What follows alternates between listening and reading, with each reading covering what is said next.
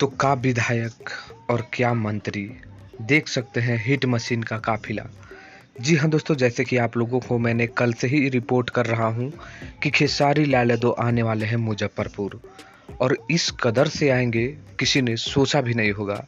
विधायक क्या और मंत्री क्या, गजब तरीके से खेसारी लाल यादव का काफिला मुजफ्फरपुर के लिए निकल चुका है। नमस्कार दोस्तों, मैं हूं रविंद्र और आप लोग देख पा रहे हैं भोजपुरी स्टोर चैनल।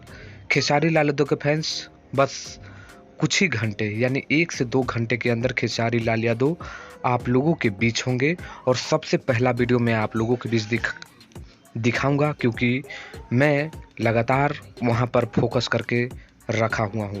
तो बस आप लोगों के बीच मुजफ्फरपुर वाला वीडियो बहुत ही जल्द देखने को मिलेगा। अभी आप लोग खेसारी लाल यादव का काफिला देखिए। आप लोग प्यार दीजिए, इस वीडियो को लाइक करिए, शेयर करिए, और क्या कहना है मुजफ्फरपुर वासी, जल्द से जल्द पहुंचिए टाटा मोटर्स के सफारी और हैरियर के लॉन्चिंग पेड पर। तो चलिए मिलते हैं नेक्स्ट वीडियो में। धन्यवाद।